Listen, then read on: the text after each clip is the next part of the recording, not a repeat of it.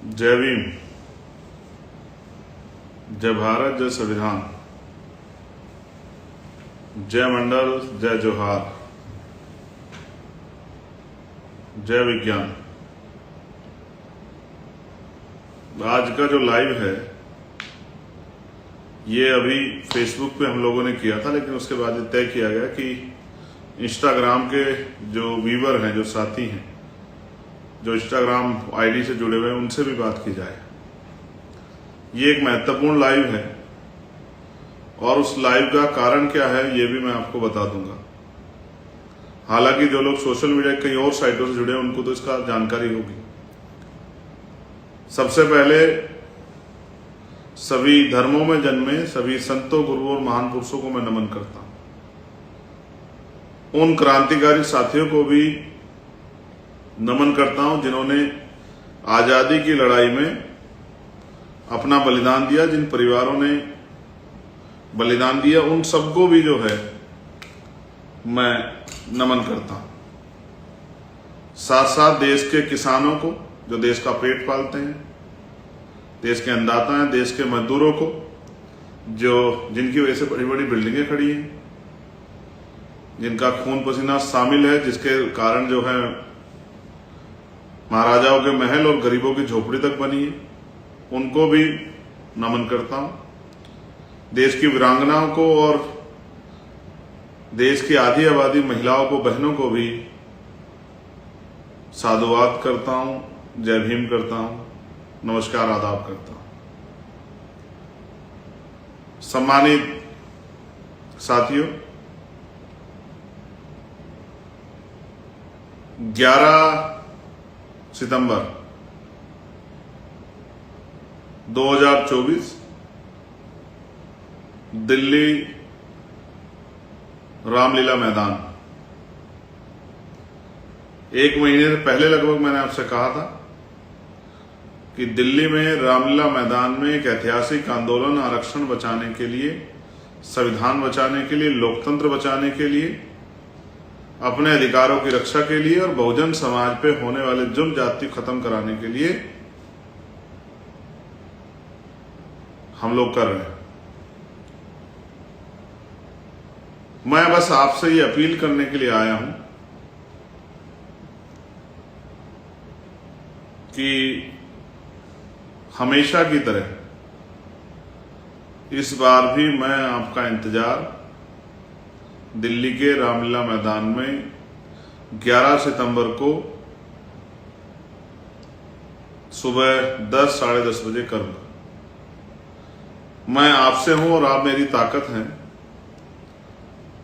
Bhim army Azad Samaj party के साथी, मेरे बहादुर योद्धा, मेरी हिम्मत, मेरी ताकत, मेरा गरूर। मैं आपसे आग्रह करूंगा, जो जहां से मुझे सुन रहा है, आज, कल, परसों, तरसों, चौथे दिन, जब जहां तक मेरी आवाज पहुंच जाए, एक दिन के लिए स्वाभिमान सम्मान के आंदोलन में योगदान देने के लिए दिल्ली जरूर आना। ट्रेन, बस, व्यक्तिगत साधन, छोटी गाड़ी। पिछली बार तो बहुत सारे साथी पैदल ही, और भोपाल के आंदोलन में तो छोटी छोटी बच्चियां, 4 साल की, 5 साल की, 6 साल की बच्चियां स्वतः ही अपने परिवार परिजनों को लेकर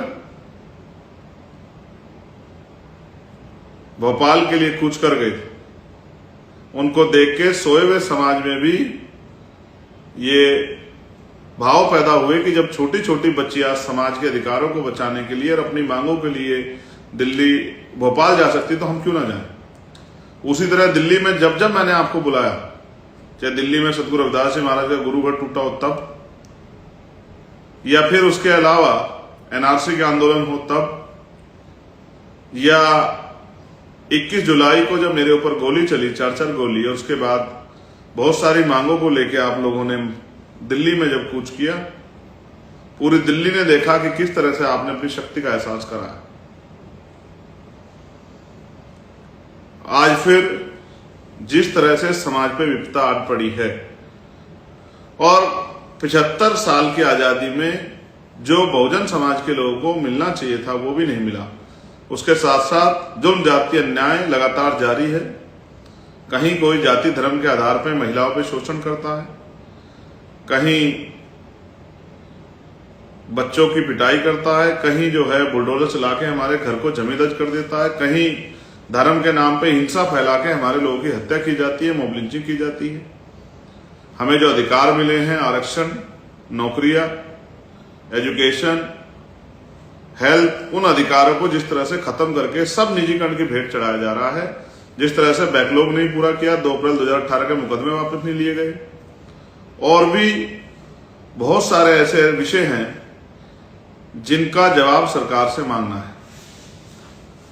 लोकतंत्र में आंदोलन ही एक ऐसा रास्ता है, संघर्ष एक ऐसा रास्ता है कि आप अपने अधिकारों से और अपनी मांगों की आवाज उठा सकते हैं, अपने अधिकारों की रक्षा कर सकते हैं।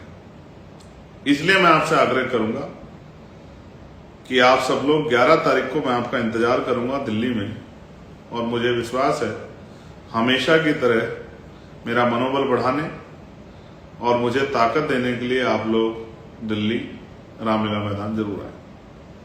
इस बार एक बात विशेष ये है कि हमेशा मैं आपके बीच में रहकर सब चीजों की निगरानी करता था, सब चीजों पर नजर रखता था, लगातार जूम मीटिंग और तमाम तरह से आपसे अपील करता था। इस बार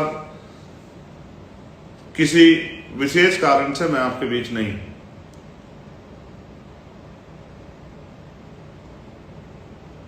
विशेष कारण भी मैं आपसे बता दूंगा, लेकिन साथ साथ मैं आपसे कहना चाहता हूं कि जब मैं यहां नहीं हूं तो मेरी आपकी जिम्मेदारी ज्यादा हो जाती है। मैं राजस्थान, हरियाणा, पंजाब, दिल्ली के साथियों से, मध्य प्रदेश, बिहार, उत्तराखंड और यूपी के साथियों से विशेषकर ये कहूंगा कि जब मैं यहां नहीं हूं तो आपकी जिम्मेदारी ज्यादा बढ़ जाती है, तो आपको अपनी जिम्मेदारी को अदा करना चाहिए।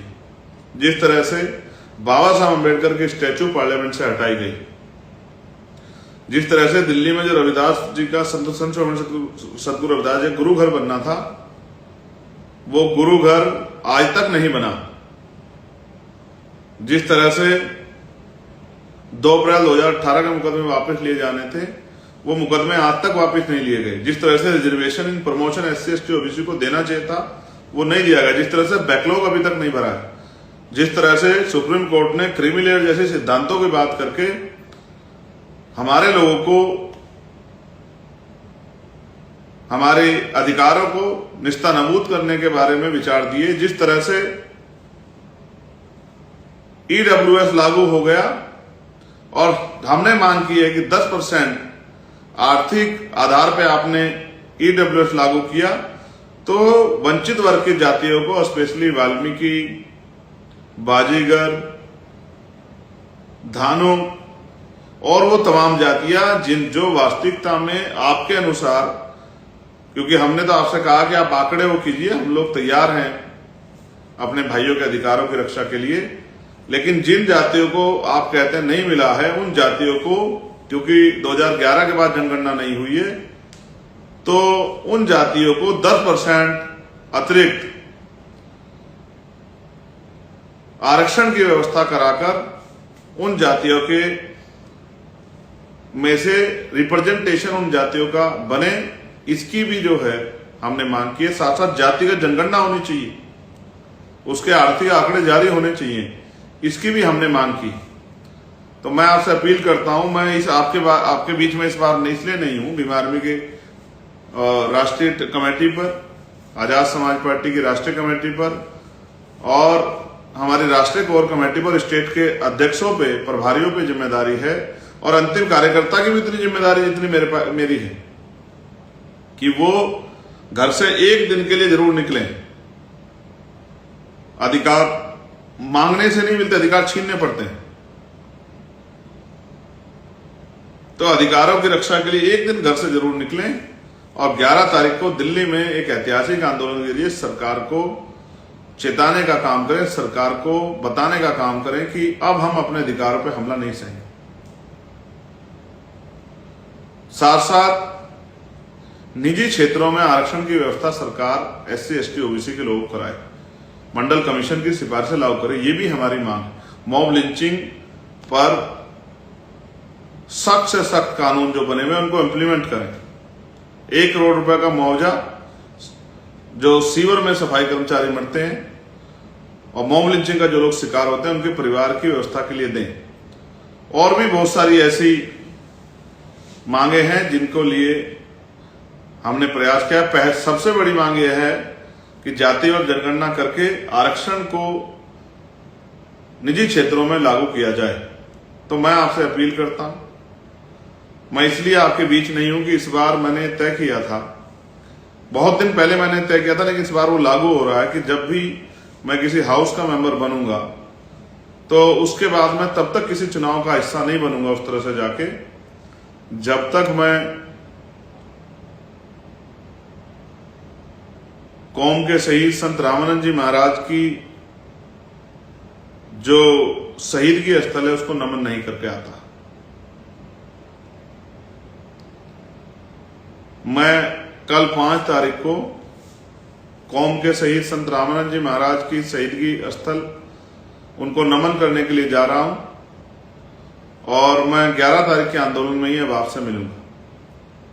मेरा आशा विश्वास है कि मेरी गैर मौजूदगी में हर एक कार्यकर्ता, हर एक नेता, हर एक पदाधिकारी चंद्रशेखर आजाद बनकर इस आंदोलन को सफल कराने के लिए संघर्ष करेगा।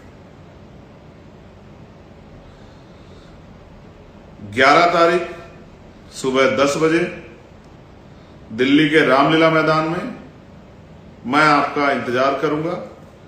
हमेशा की तरह इस बार फिर जो है आप इस शक्ति को मजबूत करेंगे, कमजोर नहीं पड़ने देंगे। बहुत बहुत धन्यवाद। जय भीम, जय भारत, जय मंडल, जय जोहार, जय संविधान, जय जवान, जय किसान, जय लोकतंत्र, जय विज्ञान। आप सभी के लिए मंगल कामनाएं। याद रखिए 11 तारीख सितंबर 2024 सुबह 10 बजे दिल्ली के रामलीला मैदान। धन्यवाद।